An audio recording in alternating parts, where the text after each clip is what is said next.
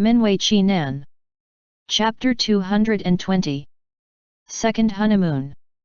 Watching Qin Mian and Lei Tie leave side by side, Lu Yaming and the others couldn't help but feel a tinge of envy.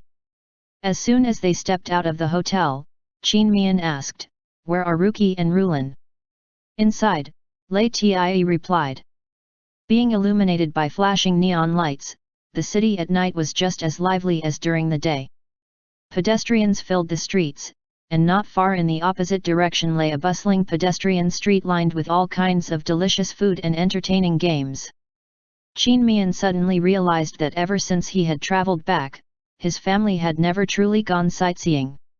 He felt a little guilty. "Tie, let's not go back just yet. I'll take you around." Lowering his voice, he added, "Get in the car first and let Ruki and Rulan come out." He tugged at Lei Tie, but the latter remained still, looking at him. Lei Tie grasped Qin Mian's hand and pulled him back to his side, his voice carrying a rare hint of frustration.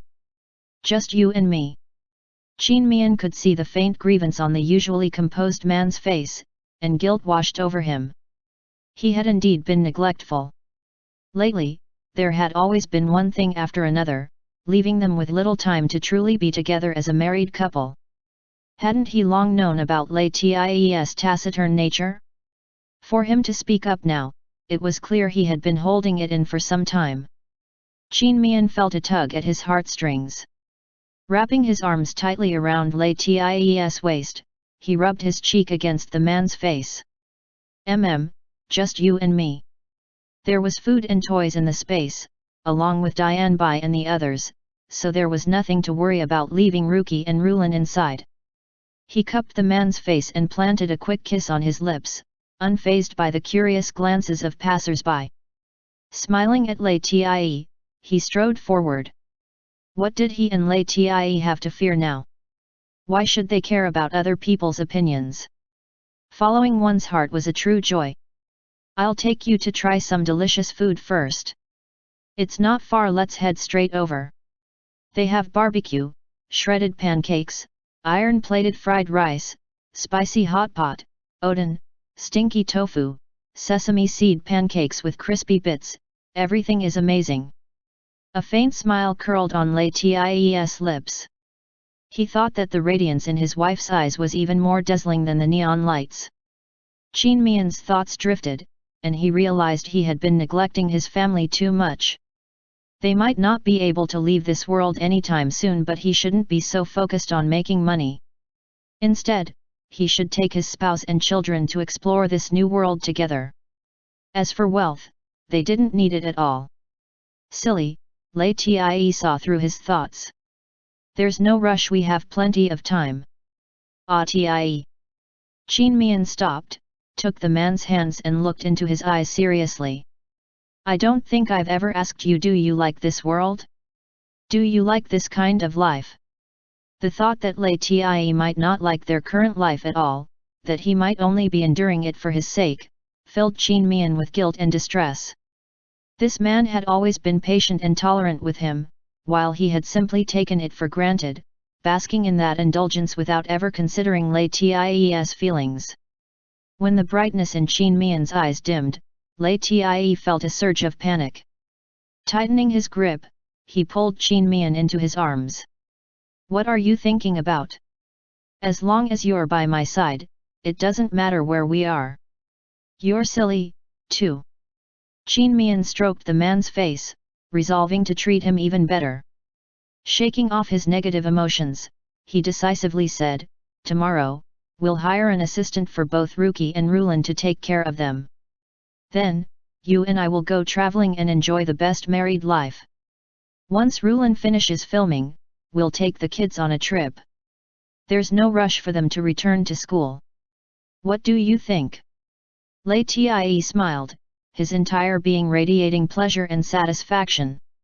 He gazed at Qin Mian with tender eyes and nodded. "Okay." Seeing his smile, Qin Mian felt a warmth bloom in his heart, and his face lit up with happiness. "Let's go to the night market first." He took Lei Tie to try takoyaki, shredded pancakes, grilled squid, oden, sour plum soup, sausages, fried liver, and stinky tofu. They played games like catching small fish, ring toss, and balloon shooting with an air gun, and even made candy floss. At first, LIAN was still reserved, but after Mian coaxed him into fishing and making candy floss, he simply went along with his wife's antics, indulging him without resistance. They had as much fun as any ordinary couple. After all the playing around, Mian started feeling a little hungry again. He took LIAN to a famous restaurant specializing in instant boiled mutton for a warm, satisfying meal. By the time they got home, it was past midnight. Their two sons had already fallen asleep in a room inside the magical space. Mian was a man of action. The next day, he hired an assistant for both Ruki and LIAN. Knowing that their two dads were about to go on a second honeymoon, the boys waved them off with full understanding. Mian and LIAN felt a bit lost at first, but even more relieved and reassured. Before leaving, they stocked up the fridge and freezer at home, then filled their sons' storage bracelets with fruits, snacks, desserts, and plenty of money. Only then did they set off with peace of mind. On the first day of their second honeymoon, Mian kept things simple. He took LIAN to the shopping mall and bought several sets of clothes for him and their two sons, outfitting them from head to toe.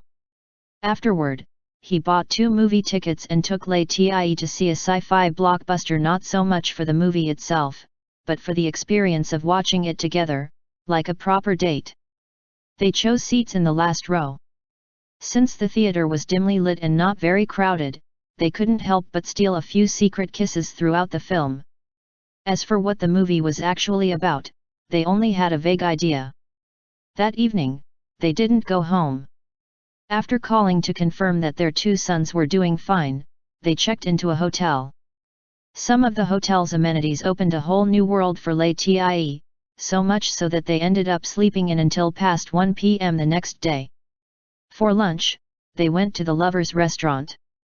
Afterward, Mian dragged LIAN to the video game center, where they got hooked on racing games. The next day, they spent yet another day there, completely engrossed. As a result, the young men and women in the arcade occasionally shot them strange looks. Mian, unable to take it anymore, pulled his man aside and grumbled, "What are they staring at? Sure, I might be pushing 30, but I look only about 20 to 23. Why can't I be in a video game center?" LIAN quickly coaxed him, his expression serious. They were looking at me, I'm pushing 40. Pfft. Mian burst out laughing. He cupped LIAN's face, studying it carefully, then said with all seriousness, "You're not old at all. You look, at most, 27 or 28. And he wasn't just flattering him.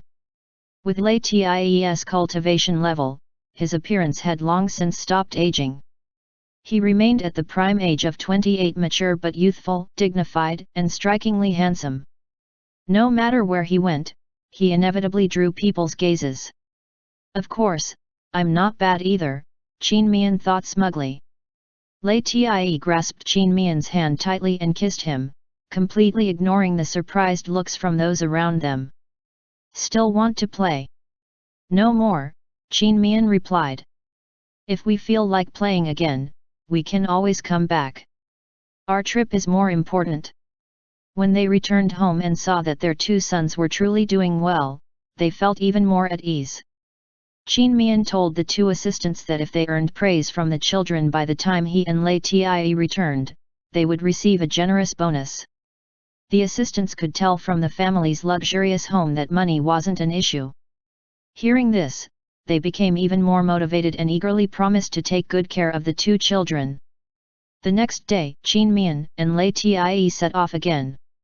When LIAN called, asking Mian to visit the elderly members of the Liu family, Mian declined and postponed the meeting for half a month. Wanting LIAN to experience different modes of transportation, Mian took him to the railway station by bus and bought tickets to a neighboring city. After exploring its scenic spots and sampling the local delicacies, they flew to the imperial capital. After traveling for a while, they stopped using conventional transportation altogether. Qin Mian acted as the navigator, while LIAN carried him as they flew to various places across the country, seeking out breathtaking scenery and delicious local snacks. By the time Qin Ruqi and LIAN saw their two dads again, half a month had passed. After filming a scene on a bustling roadside filled with endless traffic, Chen Yu called for a short break. Though Qin Ruqi and LIAN were naturally composed, they were still only 8 years old. The moment they spotted their two dads standing side by side not far away, their faces lit up with joy, and they ran toward them. "Daddy! Lao Daddy!" Qin Mian and LIAN each caught one boy in their arms, drawing admiring looks from those around them. The two assistants exchanged a glance before walking over.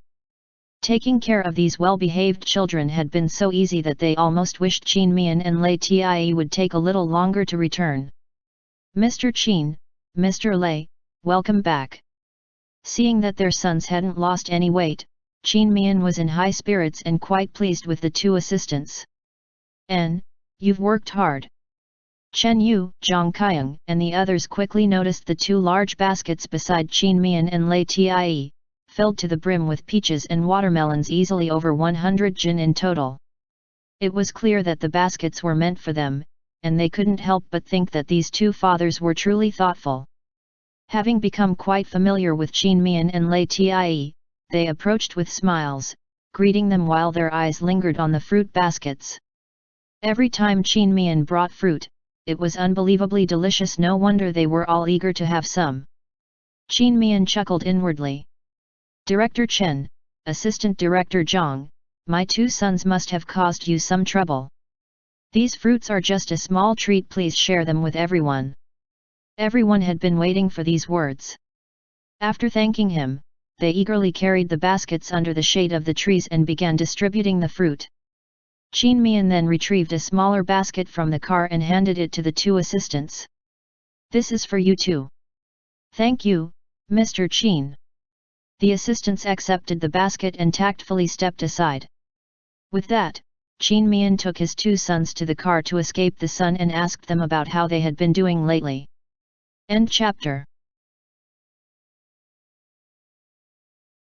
Minwei Qi Nan. Chapter 221. Diagnosis and Treatment. The elder of the Liu family was a distinguished statesman who had contributed to the founding of the People's Republic of China. Having experienced all kinds of people in his nearly 70 years of life, he was immediately skeptical when he heard that the doctor his grandson had found was only in his 20s. He was certain his grandson had been deceived. However, believing that suffering a setback would teach him a valuable lesson, he chose not to voice his doubts. Instead, he watched coldly as his grandson first received a call from the so-called doctor to reschedule the consultation, and then another call asking about the meeting time. Before his grandson could look his way, Elder Liu had already withdrawn his gaze and returned to reading his newspaper. "Grandpa," Liu Yaming walked over and sat beside him. "I know you don't believe Qin Mian has such remarkable medical skills, but it's true Lin Feng's illness has almost been completely cured. Just treat him as a friend of mine. It'll only take 10 minutes to meet him." Since this was his grandson's heartfelt effort, Elder Liu didn't want to disappoint him. He patted Liu Yaming's head and said, "Fine, fine, fine. But he should understand what can and cannot be said. Don't worry, I'll make that clear to him." Liu Yaming stood up. "Grandpa, I'll go out and pick him up." There were guards stationed outside the residence, and ordinary people couldn't enter freely. "Go." Qin Mian followed Liu Yaming into the enclosed courtyard residence and proceeded straight to the third section. Upon entering, he saw an elderly man in his 60s seated on a mahogany bench. The man had a square face and a pair of sharp, expressive eyes that keenly scrutinized Qin Mian. His imposing aura, honed from years in a position of authority, exuded an air of superiority. Qin Mian raised an eyebrow. Is he trying to assert dominance? He gave a slight nod to the elderly man before turning to Liu Yaming. "Is this the patient?" The pressure of a long-held position of power was not something an ordinary person could easily withstand. Yet, this young man remained completely unaffected, like a double-edged sword embedded firmly in the ground, standing motionless against a fierce wind, restraining its sharp edge. Elder Lu was surprised. It was only then that he truly regarded Qin Mian with serious consideration. Lu Yaming felt a bit displeased, but since it was his grandfather who had first attempted to suppress Qin Mian with his presence, he could not say much. Instead, he formally introduced them. "Grandpa, this is Dr. Qin, the one I told you about. Dr. Qin, this is my grandfather." These people are far too suspicious, Qin Mian thought, shaking his head inwardly. He was already regretting his promise to Lin Feng. He didn't need to go through all this trouble just to integrate into modern life. However, since he had given his word, he would see it through. Retreating now was not an option. Having read countless people in his lifetime, Elder Lu immediately sensed Qin Mian's subtle coldness. Though he had initially been indifferent, he now wondered if this young man truly possessed remarkable abilities. With a gesture of his hand, he invited Qin Mian to sit. "Dr. Qin, please have a seat." "Thank you." After Qin Mian sat down, Elder Lu instructed Lu Yaming to pour tea. "I wonder where Mr. Qin works?" Elder Lu asked with a smile, his expression warm and amiable. Qin Mian had no interest in exchanging pleasantries. He got straight to the point. "Pardon me, Elder Lu, but I have other matters to attend to later. Let's get down to business.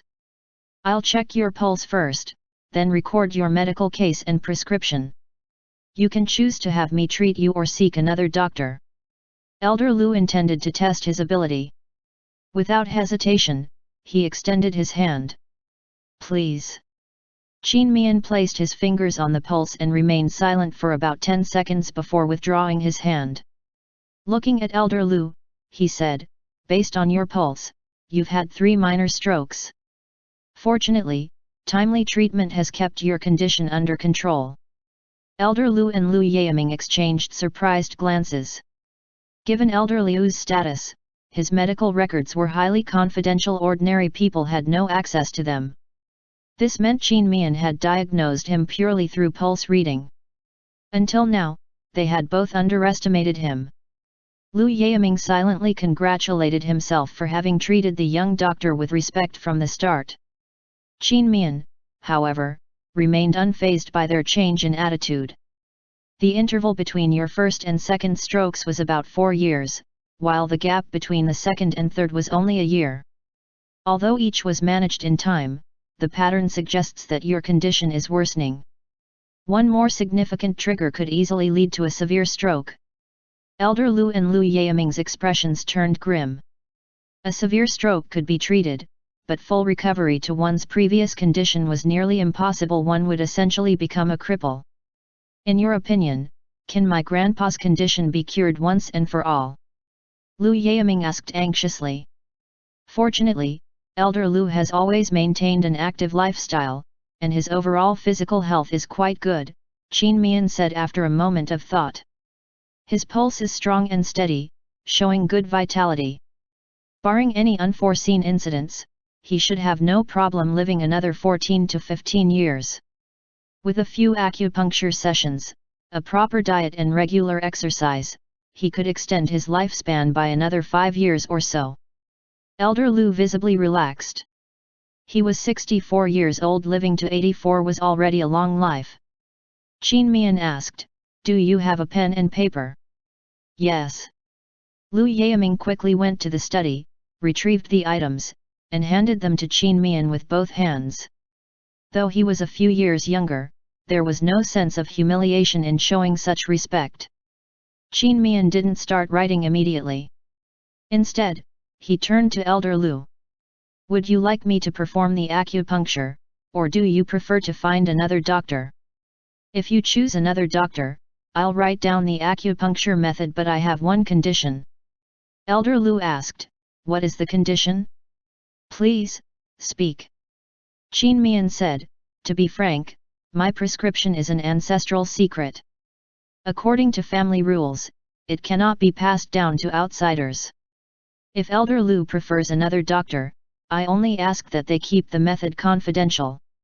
Lu Yaming couldn't help but interject, Mr. Qin, you must be aware of how many people suffer from strokes in today's society. I'm willing to pay a high price for your prescription. Qin Mian shook his head lightly. Sorry, it's not for sale. Treating a handful of individuals was one thing, but if the prescription were made public, it could significantly alter modern medical practices. He recalled Lei Tie once saying that cultivators should not interfere too much in worldly affairs. Doing so could invite severe punishment from the heavenly law's tribulation. When they had participated in the war between Great Xia and Toluo, it had likely already been recorded by the heavenly law. Moving forward, he needed to be more cautious. Lu Yaming tried again. The price can always be negotiated. Qin Mian smiled. I'm not short on money. Young Master Lu, you're good friends with Lin Feng. You should understand that for someone with enough wealth, money is just a number. Lu Yaming didn't know exactly how wealthy Qin Mian was, but he completely agreed with his perspective. Take Lin Feng, for example. His hobby was buying houses. Whether domestically or abroad, if he liked a house, he couldn't resist purchasing it. The cheapest ones cost 800,000 while the more expensive ones exceeded 20 million. Yet, he never hesitated when making a purchase. Even so, Lu Yaming was still somewhat reluctant to give up. He subtly signaled Elder Lu with his eyes. Elder Lu understood his meaning. If the Lu family could donate this prescription, it would undoubtedly strengthen their standing. However, he hesitated. A memory surfaced about 50 years ago. There had been rumors of otherworldly experts in the country, known only to those with access to classified information. He couldn't help but wonder if this young doctor was a disciple of one of those experts. If that were the case, such individuals could only be treated with respect, drawn in as allies if possible, ignored if necessary, but never offended. He waved a hand dismissively at his grandson. Dr. Qin, since you were the one who checked my pulse, you understand my condition better than anyone else. I believe it's best for you to treat me. No problem, Qin Mian nodded. However, I have one condition. I don't intend to see other patients. I hope you won't publicize my medical skills. Elder Lu glanced at Lu Yaming. Agreed. Lu Yaming hesitated before speaking awkwardly. A lot of people already know about you treating Lin Feng, and many saw us together at the party that day. I understand, Qin Mian replied. In short, just don't spread the word any further. Lu Yaming nodded in agreement. Qin Mian wrote down a prescription and handed it to him. Follow this. The best time to take the medicine is right after I perform acupuncture on Elder Lu. Got it. I'll go get it now. After more than 2 hours, Qin Mian stepped out of the Lu residence. He would perform acupuncture on the elderly man once every 3 days. After 10 sessions, the elder would only need to continue taking the prescribed medicine for another 2 months, and that would suffice. Lu Yaming personally escorted him to the door. On his way home, Qin Mian passed by a bakery and stopped to buy 4 small cakes. As soon as he opened the door, he saw 1 big and 2 small figures sitting in a row on the living room sofa, all looking up at him expectantly. Each of them had a luggage bag beside them. Daddy! Qin Ruki and Lei Rulan dashed over at full speed and took the cakes from his hands. Qin Mian sat down beside Lei Tie and handed him a box of cakes. Glancing at the 3 bags on the floor, he chuckled. And what are these for? Daddy, didn't you say you'd take us on a trip? Lei Rulan, lying on the back of the sofa, reminded him.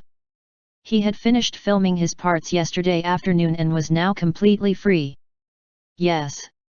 Qin Mian took a bite of the cake, unzipped Lei Tie's luggage bag, and flipped through the clothes inside. His fingers brushed against a box, and when he saw the words printed on it, his face grew hot. He turned to look at Lei Tie. 1 box is enough.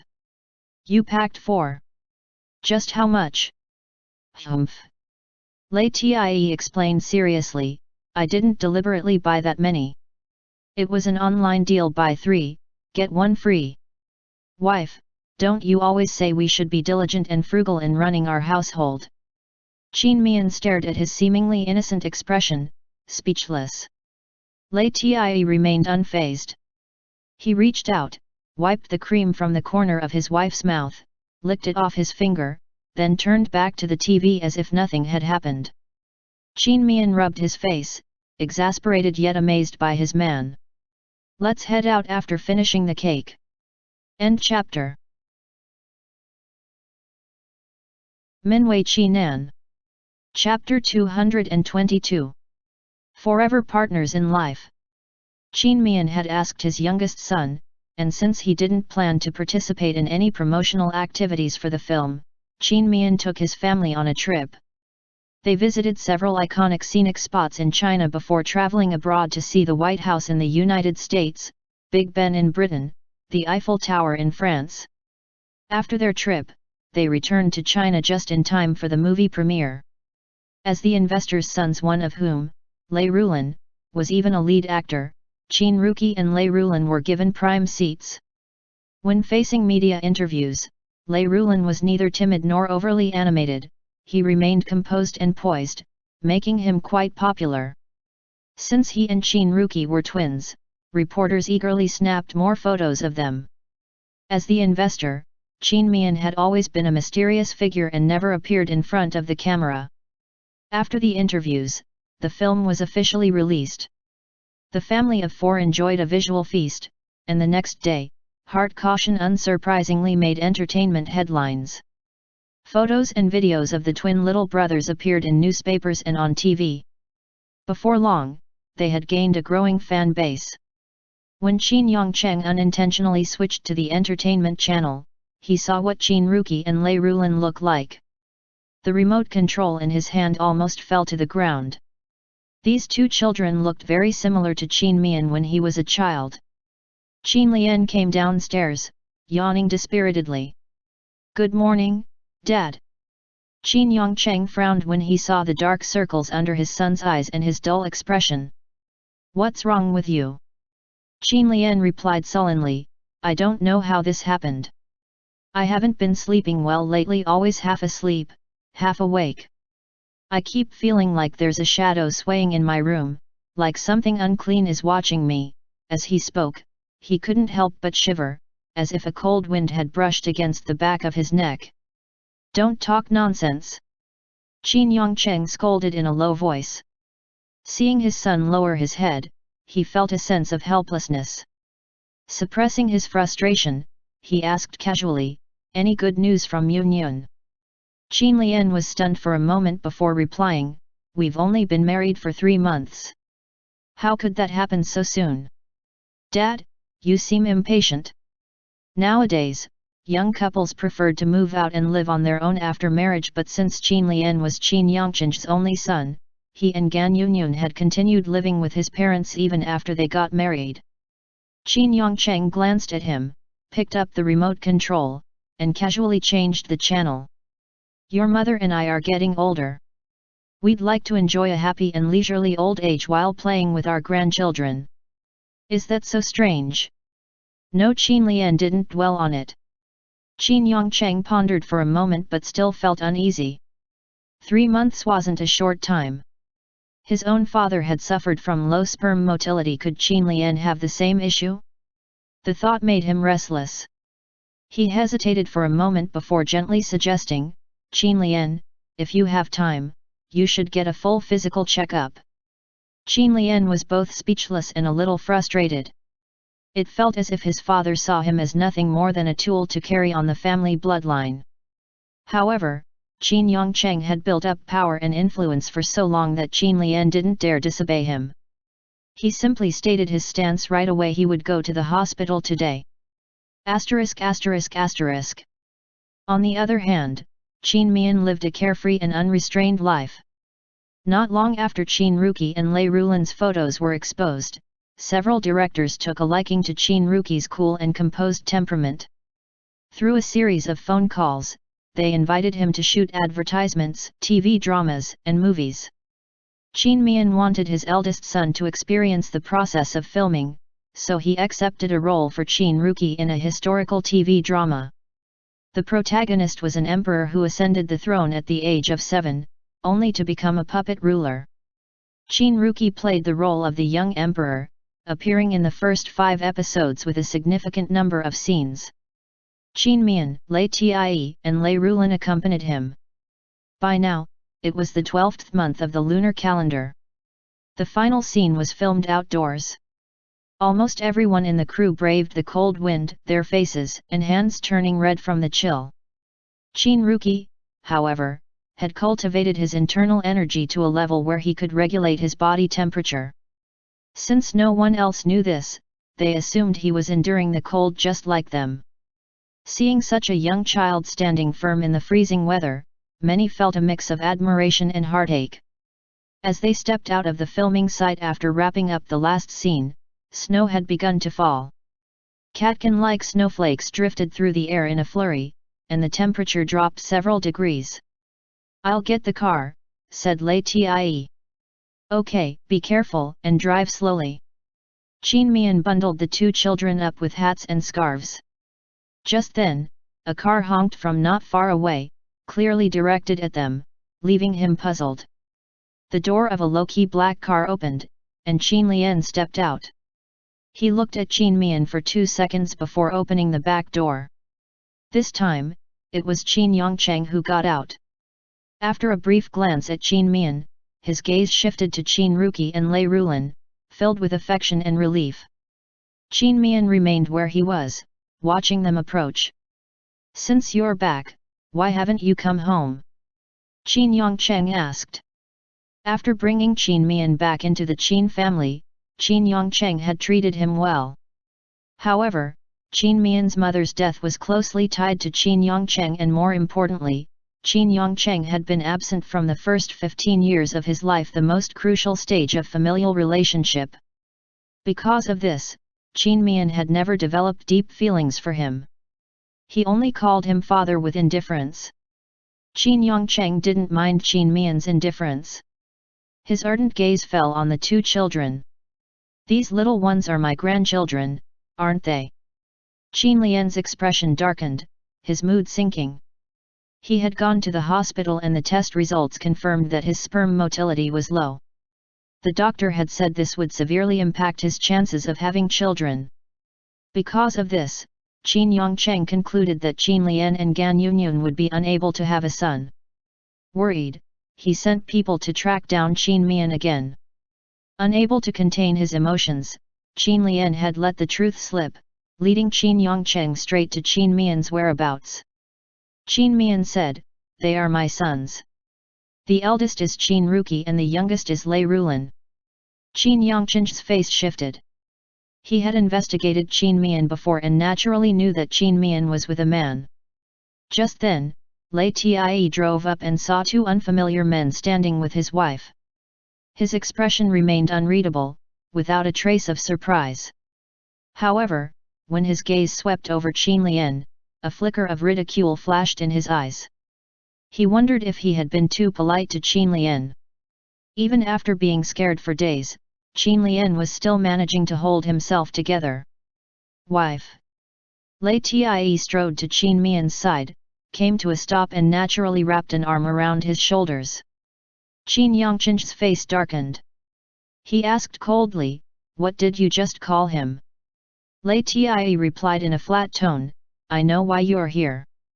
Your youngest son has an unmentionable condition, and since there's likely to be no male heir in your family, you've set your sights on my wife and sons." Qin Yongcheng was stunned. This man had investigated him, too? He hadn't expected that. Qin Mian squeezed Lei Tie's hand hard. Lei Tie hadn't mentioned any of this to him. Lei Tie squeezed back, silently promising to explain later. "So that's how it is." Qin Mian said, "Father, Tai is my spouse. Ruki and Rulan are our sons. As for why I didn't go home, you can ask your youngest son." Qin Yongcheng looked at Qin Lian in confusion and saw that his eyes were evasive, clearly guilty. His expression turned cold. However, he didn't lose his temper on the spot. Instead, he turned back to Qin Mian and said, "Regardless, let's go home first. It's not good to stand here like this." Qin Mian shook his head. "I think it's better to talk about meeting again after you ask him. Ruki, Rulan, get in the car. Tie, let's go home. The snow is getting heavier, and if we delay any longer, driving will be difficult." LIAN nodded and opened the door for his wife and sons. Qin Yongcheng was quick to act. Early the next morning, he called Qin Mian and told him he had already learned about Qin Lian pushing him down the stairs. It's true that Qin Lian was at fault. I'll have him apologize and make it up to you. But now, I want to talk about that man. Being with a man. Qin Mian interrupted, "We've been together for many years. Our sons are 8 years old. Do you really think you can separate us?" Qin Yongcheng's voice turned serious. "Oh? So, you don't care about the Qin family's inheritance rights?" Qin Mian found it amusing and even chuckled, but he had no intention of explaining his origins to Qin Yongcheng. "Father, have you really looked into my background? I have no interest in the Qin family at all." Qin Mian. Qin Lian's current condition meant he was practically infertile. Aside from Qin Mian, Qin Ruki, and Lei Rulan, there were no other heirs to the Qin family's business. Both Qin Mian and Qin Yongcheng were well aware of this. As a result, Qin Yongcheng became furious, believing that Qin Mian was threatening him to demand more concessions. "I'm serious." Qin Mian didn't like Qin Yongcheng, but he had no intention of provoking him. "If you think it's necessary, I can sign a document renouncing my right to any inheritance from you." Qin Yongcheng fell silent for a long time before finally asking, "Do you hate me?" "Not really." Sensing a disturbance in the space, Qin Mian quickly added, "I can cure Qin Lian's condition, but not now. I have other matters to attend to. I'm hanging up."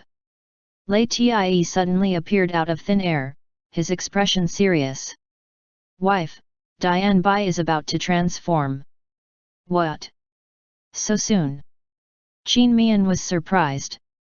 "How come its cultivation speed is even faster than ours?" LIAN explained, "It just discovered that it carries part of the celestial mastiff's mythical beast bloodline. It's been staying in the magical space these past few days, which has accelerated its advancement. Let's hurry in and take a look." Qin Mian was worried about Diane Bai's condition. LIAN stopped him. When a Yao undergoes transformation, it triggers a heavenly calamity. It can't stay in the magical space. Qin Mian quickly understood. "Are you worried it'll be like last time?" LIAN nodded solemnly. "Yes. We don't know how mythical beast descendants transform. It's best to be fully prepared. According to Diane Bai's perception, we have at most 2 days." Qin Mian didn't know whether to laugh or cry. This Diane Bai really left people with no choice. Seizing the time, he wrote a prescription for Qin Lian, not for Qin Lian himself, but for Qin Yongcheng. There was no need to check Qin Lian's pulse. Sperm motility issues usually stemmed from just a few causes. He prescribed a warming tonic. The effect would be slower, but at least it had no side effects. He even arranged for an express delivery set to arrive in a year. That should be enough of a punishment for Qin Lian. After returning home, Qin Mian and LIAN stored their important belongings in the magical space, then took their 2 sons to a remote area in the countryside. To prevent the family from being separated again, only Qin Mian, LIAN and Diane Bai remained outside, while Qin Rulan, Lei Rulan, Jin Simo P and Jinying stayed inside the magical space. Before cutting ties completely, Qin Mian made one last phone call to Qin Yongcheng. "Father, I've arranged for the express company to deliver the prescription to Qin Lian a year from now, so you don't have to worry about future descendants. Also, I've prepared a bottle of health-nourishing medicine for you. It should arrive before nightfall. Now that it no longer matters, I'll tell you the truth. Our family of 4 are all cultivators. Sooner or later, we'll leave this world. Take care of yourself. Goodbye. At that moment, Qin Yongcheng, who was in his office, was completely stunned.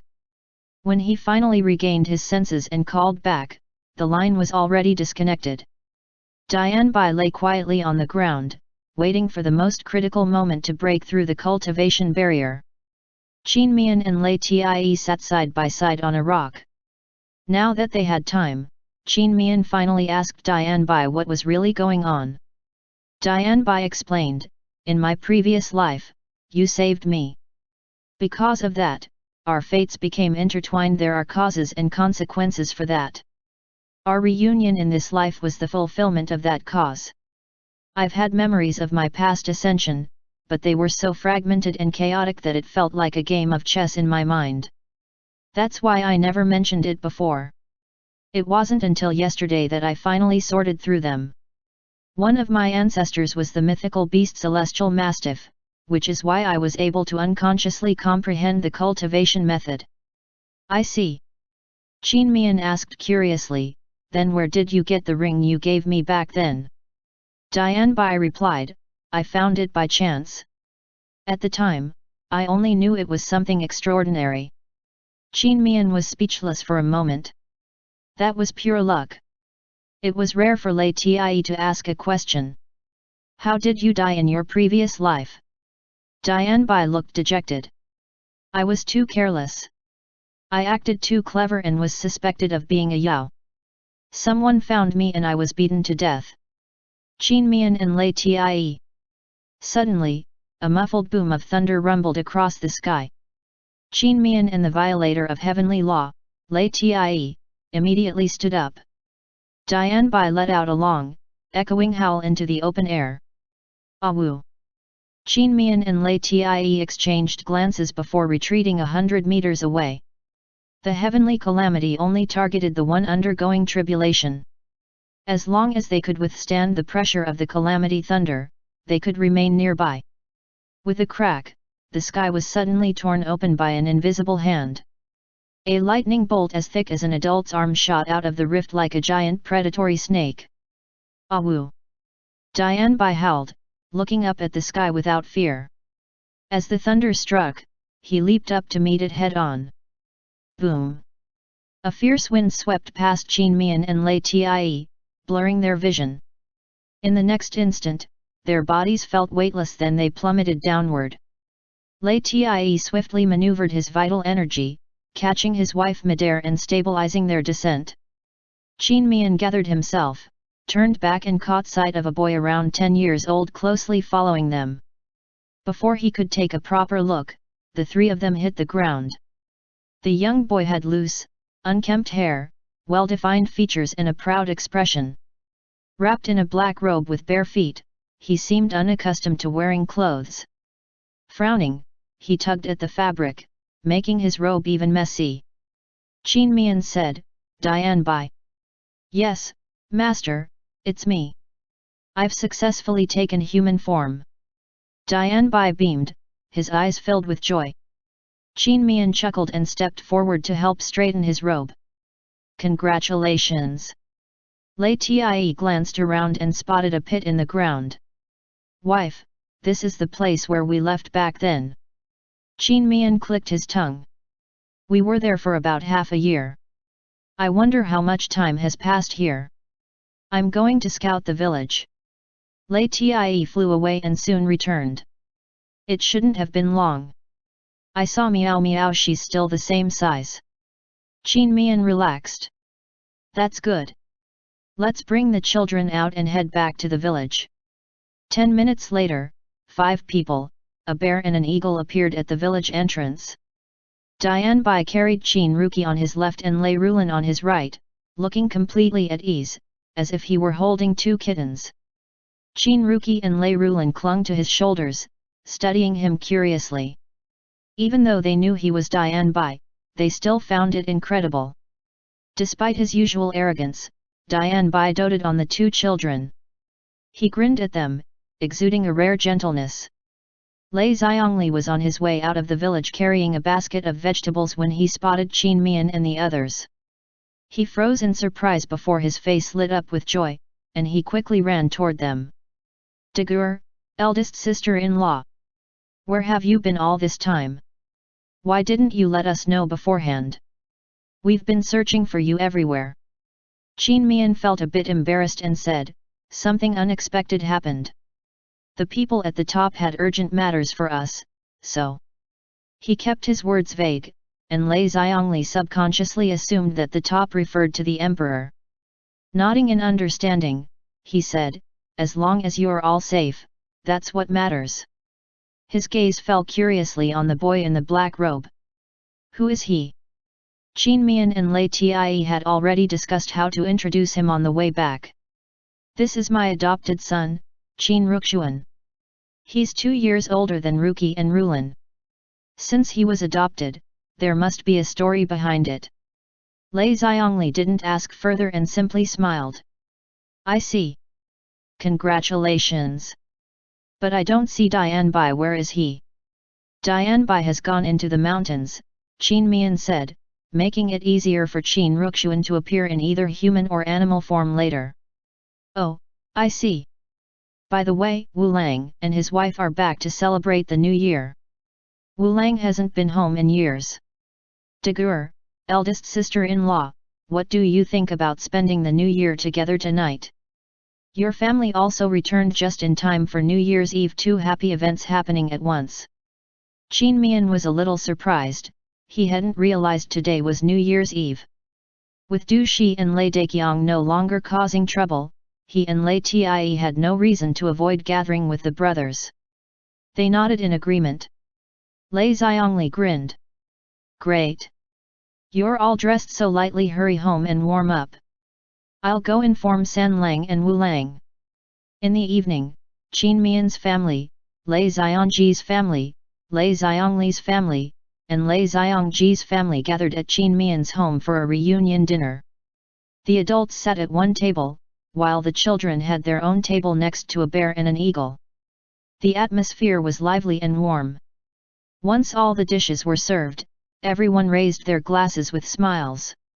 "This new year, may we all grow better and better. Cheers!" Qin Mian and Lei Tie exchanged a glance, their hands clasped beneath the table. As long as they had each other, every day felt like a fairy tale. The end.